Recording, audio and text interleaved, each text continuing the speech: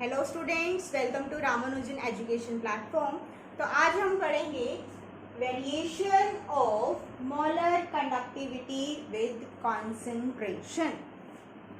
वैसे तो हम ये पता कर चुके हैं, लास्ट लेक्चर में हमने क्या पढ़ा था कि मोलर कंडक्टिविटी अपॉन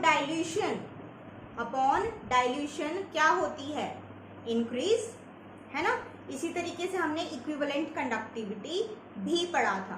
जो आज हम लेक्चर में पढ़ेंगे वो इक्विवेलेंट कंडक्टिविटी के लिए भी सेम ही आएगा, बट जो है हमारी बुक्स में जो दिया गया है वो मोलर कंडक्टिविटी के साथ दिया गया है, इसलिए हम उसी के नाम से इसको डिस्कस करेंगे।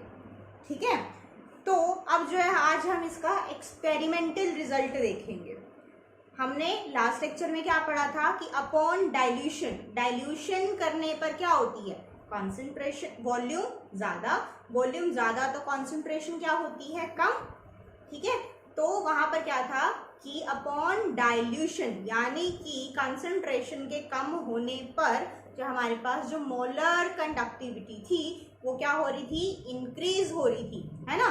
और वही दो cases, strong electrolyte, weak electrolyte, दोनों के केस में कंडक्टेंस हमारे पास क्या हो रही थी, इंक्रीज।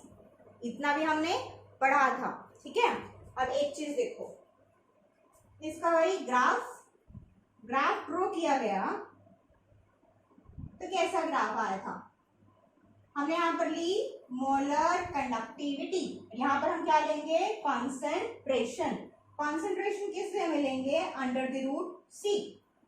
अब ये अंडर द रूट सी क्यों लिया, कॉन्सेंट्रेशन मतलब कि सी भी ले सकते थे नॉर्मली, क्यों, क्योंकि जो है ग्राफ इजी आ रहा था, स्ट्रेट लाइन आ रहा था।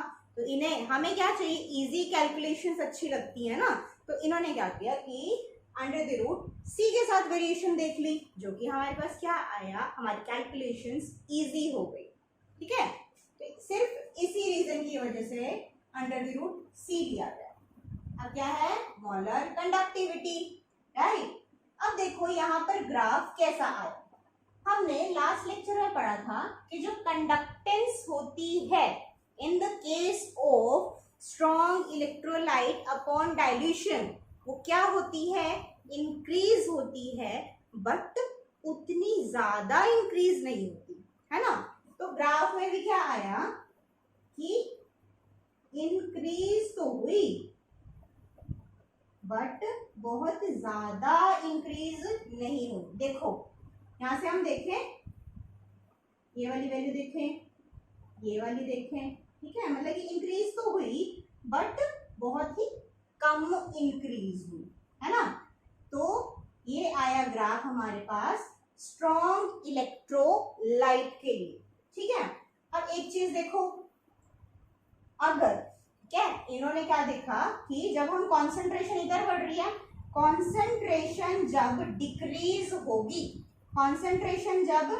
होगी, यानी कि इधर कॉन्सेंट्रेशन डिक्रीज, वही अपॉन डाइल्यूशन, है ना। तो क्या होती है, हमारे पास मोलर कंडक्टिविटी इंक्रीज होती है, राइट। ये तो हमने बात पहले भी पढ़ी हुई थी ना कि अपॉन डाइल्यूशन मोलर कंडक्टिविटी हमारे पास क्या होती है, इंक्रीज होती है ना। तो फिर वही इंक्रीज हो रही है, बट स्ट्रॉन्ग इलेक्ट्रोलाइट है तो वो उतनी ज्यादा इंक्रीज नहीं आएगी, इंक्रीज आएगी बट उतनी ज्यादा इंक्रीज नहीं आएगी। ठीक है, तो अब इन्होंने क्या बोला कि अगर हम इसको एक्स्ट्रापोलेट कर दें, एक्स्ट्रापोलेट ये होता है ना, ठीक है, अगर ये इमेजिनरी लाइन, मतलब कि देखा गया था बहुत ही कम कंसंट्रेशन तक हम पहुंच गए थे, फिर उसके बाद हमने रिजल्ट नहीं देखा था, बट इन्होंने बोला कि अगर हम इसको एक्स्ट्रापोलेट कर दें तो जो ये वैल्यू होगी, इस वैल्यू क्या नाम दिया, लैम्डा एम इंफिनिटी और लैम्डा एम नॉट। क्यों, लैम्डा एम इंफिनिटी का मतलब क्या है, देखो कॉन्सेंट्रेशन इधर साइड इंक्रीज, इधर साइड डिक्रीज, कॉन्सेंट्रेशन डिक्रीज होती यानी कि डाइल्यूशन बढ़ती जा रही है, कॉन्सेंट्रेशन कम कम कम, है ना। डाइल्यूशन बढ़ती जा रही है तो कॉन्सेंट्रेशन कम कम कम होती जा रही है। तो इस concentration 0, concentration 0 and dilution infinite, है ना। डाइल्यूशन जितनी हो सकती थी उतनी हुई, क्योंकि कंसंट्रेशन तो 0 ही हो गई। सारा का सारा हमारे पास क्या बचा, सिर्फ वाटर ही बच गया। तो वैसे ये तो पॉसिबल ही नहीं है कि कंसंट्रेशन 0 ही हो जाए। तो ये क्या है, हमारे पास एक इमेजिनरी वैल्यू है, इसलिए इसको नॉट नहीं किया गया था, इसको एक्स्ट्रापोलेट करके निकाला गया था। ठीक है, तो लैम्डा एम इंफिनिटी क्या है, मोलर कंडक्टिविटी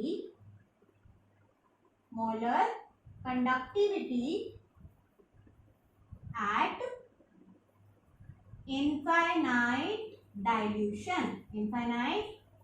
डाइल्यूशन, और इसी को हम क्या लिख सकते हैं, लैम्डा एम नॉट, यानी कि मोलर कंडक्टिविटी एट कंसंट्रेशन 0। ठीक है, तो बात तो एक ही है ना। तो चाहे हम इसको लिख दें और या फिर हम इसको लिख दें। ठीक है, अब इसको जो है एक और नाम दिया गया, क्या, लिमिटिंग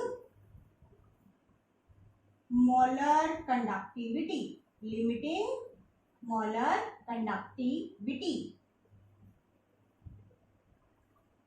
कि एक लिमिट तक ही हो सकता है ना, जो मोलर कंडक्टिविटी की जो वैल्यू है वो इस लिमिट तक ही जा सकती है। तो इसका नाम भी हमने क्या दिया, लिमिटिंग मोलर कंडक्टिविटी भी दिया गया। ठीक है, तो यानी कि मैक्सिमम वैल्यू तो इतनी ही आ सकती है। क्यों, क्योंकि डाइल्यूशन तो अब इससे ज्यादा तो पॉसिबल नहीं है ना, और upon dilution with decrease in concentration जो मोलर कंडक्टिविटी थी वो इंक्रीज हो रही थी। तो एक लिमिट तक क्या किया हमने, डाइल्यूशन करते गए, तो मैक्सिमम वैल्यू क्या आ सकती है हमारे पास, ये वाली आ सकती है, जिसे हम क्या बोलते हैं, लिमिटिंग मोलर कंडक्टिविटी। ठीक है, तो अब देखो, इसको तो हमने एक्स्ट्रापोलेट करके निकाल लिया था। अब यहाँ देखो, इसके लिए हम इक्वेशन लिखते हैं। क्या, ये कैसी है हमारे पास, स्ट्रेट लाइन इक्वेशन लिखेंगे। स्ट्रेट लाइन इक्वेशन क्या हुआ करती है, y is equal to mx plus c। ठीक है, y पे क्या है, y एक्सिस पर लैम्डा m है ना, molar conductivity at any concentration, जहां पर कंसंट्रेशन क्या हो रही है, वेरी कर रही है। तो इसको हम इस तरीके से भी लिख सकते हैं। स्लोप देखो, जब हमें पता है कि हमारे पास ग्राफ इस तरीके का आता है तो हमारा स्लोप होता है पॉजिटिव, और अगर ग्राफ आता है इस तरीके से तो हमारे पास जो स्लोप होता है वो होता है नेगेटिव। ये आपने मैथ्स में पढ़ा होगा, है ना। तो स्लोप यहाँ कैसा आएगा, नेगेटिव। ठीक है, तो स्लोप क्या लिया, -b। ठीक है, -b। एक्स एक्सिस पर क्या है, √c कॉन्सेंट्रेशन है, प्लस c क्या होता है, intercept at y axis. Intercept क्या हुआ, लैम्डा m इंफिनिटी और लैम्डा m नॉट। ठीक है, समझ आया कि जो हमारे पास जो c हुआ करता है वो क्या होता है, इंटरसेप्ट एट y एक्सिस, यानी कि जहां पर वो मीट होता है। तो इतनी वैल्यू क्या है, मैक्सिमम वैल्यू ये हो गई ना, यहां से यहां तक क्या आ गया, लैम्डा m नॉट। ठीक है, तो अब हम इसको क्या लिख सकते हैं, इसको मैं लिख सकती हूँ lambda m nought is equal to, sorry हाँ, lambda mc at any concentration is equal to lambda m naught minus b root c। लिख सकते हैं, ये क्या है हमारे पास, मोलर कंडक्टिविटी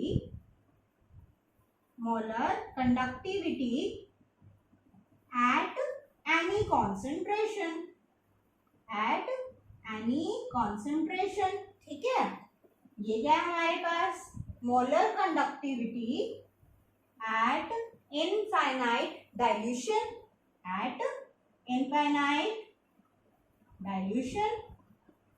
b क्या है, कांस्टेंट है, कांस्टेंट जो कि डिपेंड करता है upon electrolyte, depend upon nature of electrolyte. यानी कि ये एक इलेक्ट्रोलाइट के लिए तो इसकी वैल्यू क्या होगी, कांस्टेंट होगी, और अलग अलग इलेक्ट्रोलाइट के लिए जो इसकी वैल्यू होगी वो अलग अलग होगी। ठीक है, ये क्या है, कांस्टेंट, और ये डिपेंड करता है अपॉन नेचर ऑफ इलेक्ट्रोलाइट। सी क्या है, ये हमारे पास कॉन्सेंट्रेशन। ठीक है, अब एक चीज देखो, ये जो इक्वेशन आई, ये किसने दी थी, डी बाय हक्केल ऑनसैगर ने। ठीक है, तो इसकी वजह से ये जो इक्वेशन है इसका नाम क्या आया, क्या रखा गया, डी बाय हक्केल ऑनसैगर इक्वेशन। ठीक है, और ये जो इक्वेशन है सिर्फ एप्लीकेबल है किसके लिए, स्ट्रॉन्ग इलेक्ट्रोलाइट के लिए। ये हमें ध्यान रखना बहुत जरूरी है। ठीक है, ये जो इक्वेशन आई, ये क्या, इसका नाम है डी बाय हक्केल ऑनसैगर इक्वेशन।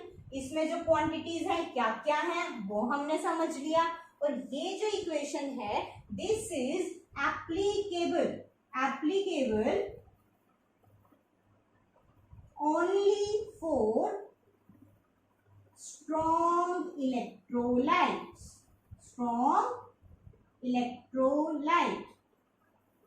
समझ आया। ठीक है, सब इजी था। हमने क्या देखा कि जो मोलर कंडक्टिविटी है हमें पता है विद डाइल्यूशन क्या होती है, इंक्रीज, और डाइल्यूशन होने पर क्या होता है, वॉल्यूम इंक्रीज। वॉल्यूम जब इंक्रीज होती है तो हमारे पास कॉन्सेंट्रेशन क्या होती है, डिक्रीज। ठीक है, तो वही है कि हमने with increase of dilution and क्या हो जाएगा, विद डिक्रीज इन कॉन्सेंट्रेशन, हमने देखा कि जो मोलर कंडक्टिविटी है वो इंक्रीज होती है, चाहे वो स्ट्रॉन्ग के लिए हो चाहे वो वीक के लिए हो। बट हम केस ले रहे हैं स्ट्रॉन्ग इलेक्ट्रोलाइट का, तो स्ट्रॉन्ग इलेक्ट्रोलाइट के केस में इंक्रीज तो होती है बट उतनी ज्यादा नहीं होती है ना, उतनी ज्यादा नहीं होती। तो ये आया इसका ग्राफ। ये वैल्यू क्या आई हमारे पास जब हमने एक्सट्रापोलेट किया, तो लैम्डा एम इंफिनिटी, जिसे हम बोलते हैं लिमिटिंग मोलर कंडक्टिविटी। ठीक है, तो यहां से हमने ये डी बाय हक्केल ऑनसैगर इक्वेशन निकाली जो कि एप्लीकेबल है ओनली फॉर स्ट्रॉन्ग इलेक्ट्रोलाइट। ठीक है, अब हम स्ट्रॉन्ग इलेक्ट्रोलाइट का तो केस अच्छे से समझ गए हैं। अब हम आते हैं वीक इलेक्ट्रोलाइट पर। ठीक है, अब हम आते हैं वीक इलेक्ट्रोलाइट पर।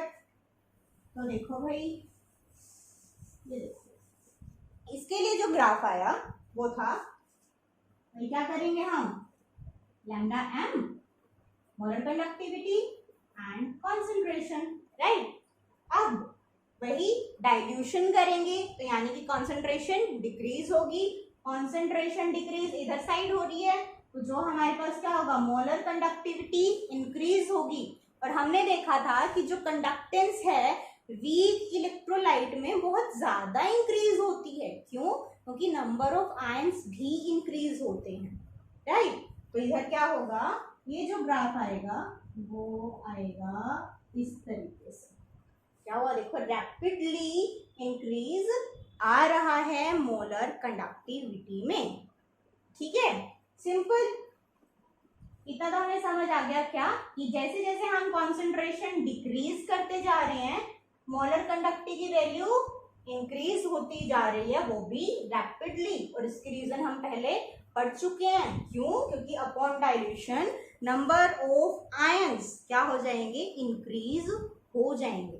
ठीक है, अब देखो इधर तो हमने एक्सट्रापोलेट करके जो है मैक्सिमम वैल्यू यानी कि इनफाइनाइट डाइल्यूशन पे मोलर कंडक्टिविटी की वैल्यू निकाल ली थी। अब एक चीज देखो, कॉन्सेंट्रेशन को कितना भी कम कर लूं, यानी कि डाइल्यूशन को कितना भी मैं ज्यादा कर लूं, तो क्या होगा, ये जो है इधर इधर हमारे पास जो इंक्रीज होती जाएगी, बट क्या हमें इसकी वैल्यू मिल पाएगी, क्या हमें इसकी जो है इनफाइनाइट डाइल्यूशन पे maximum value of molar conductivity मिल पाएगी? नहीं मिल पाएगी, क्योंकि ये ग्राफ क्या हो जाएगा, इसी तरीके से ऊपर जाता रहेगा, है ना। तो ये प्रॉब्लम आई यहाँ पर कि हम इसकी लिमिटिंग मोलर कंडक्टिविटी इस वे से नहीं निकाल सकते थे। क्या? Limiting molar conductivity for week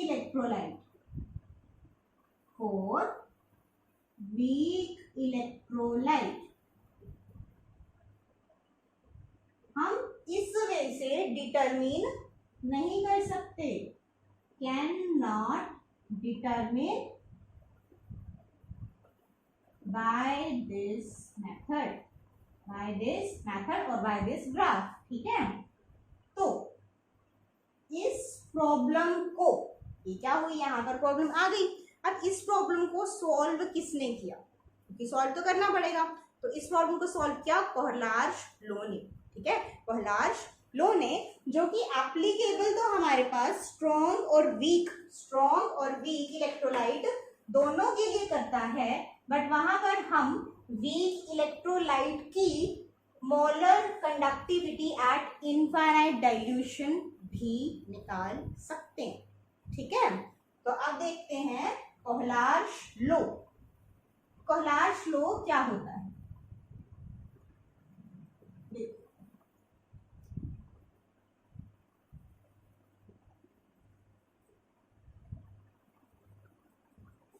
कोहलार्श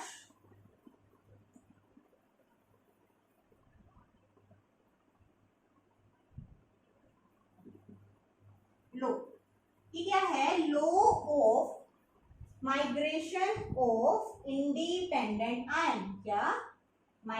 low of migration of independent ions.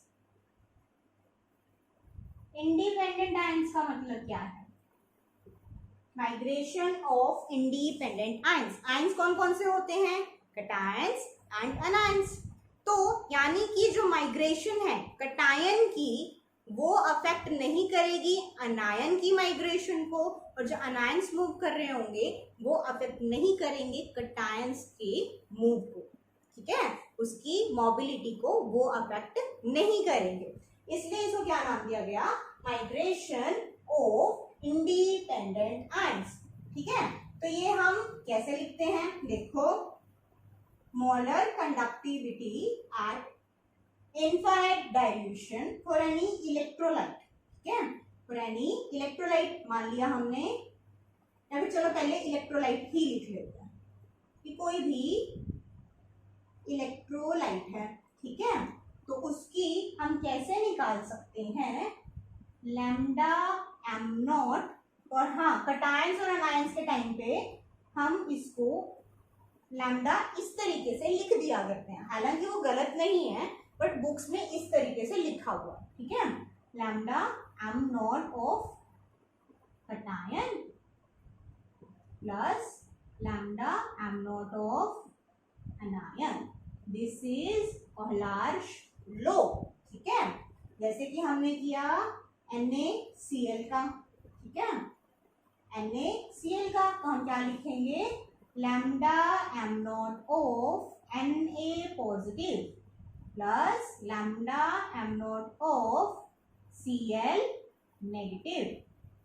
Right, अब हम जो है दूसरा एग्जाम्पल लें। जैसे कि हमने एग्जाम्पल लिया Na2SO4, इसकी हमें मोलर कंडक्टिविटी निकालनी है एट इनफाइनाइट डाइल्यूशन। तो इसमें क्या होगा?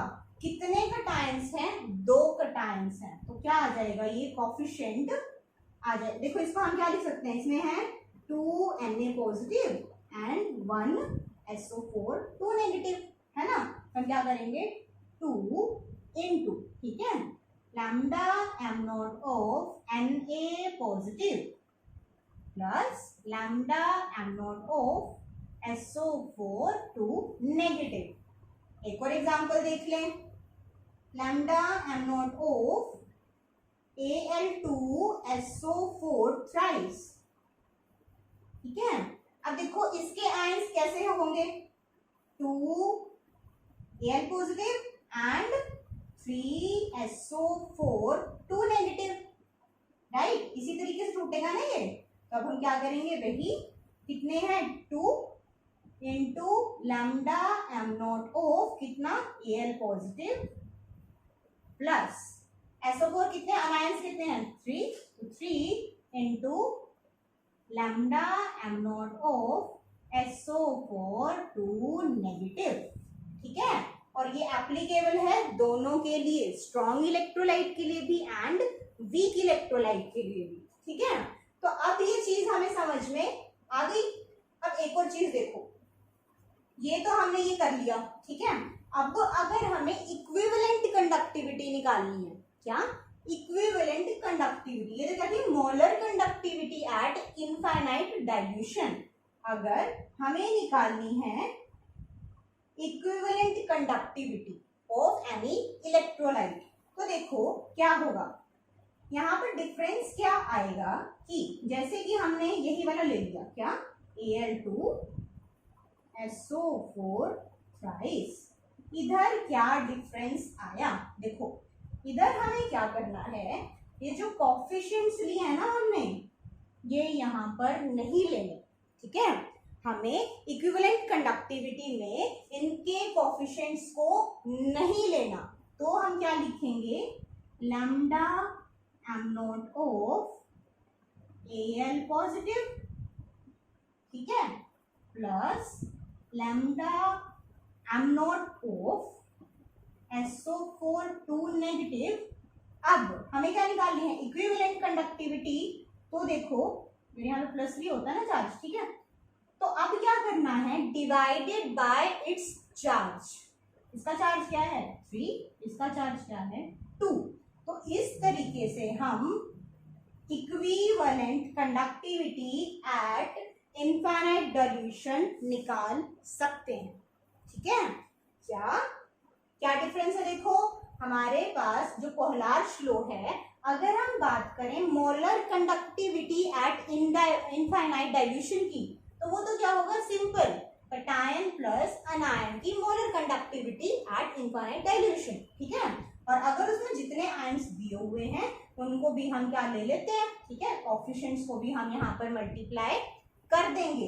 बट अगर हमें निकालनी है इक्विवेलेंट कंडक्टिविटी, तो डिफरेंस आया, पहली बात कि हम कोफिशिएंट्स को नहीं लेंगे, दूसरी बात डिवाइड बाय देयर चार्ज, चाहे वो कैटायन हो चाहे वो अनायन हो, उससे हमें क्या करना है, ना तो कोफिशिएंट नहीं लेना और मोलर कंडक्टिविटी आयन की divided by it's charge plus molar conductivity अनायन की डिवाइडेड बाय इट्स चार्ज।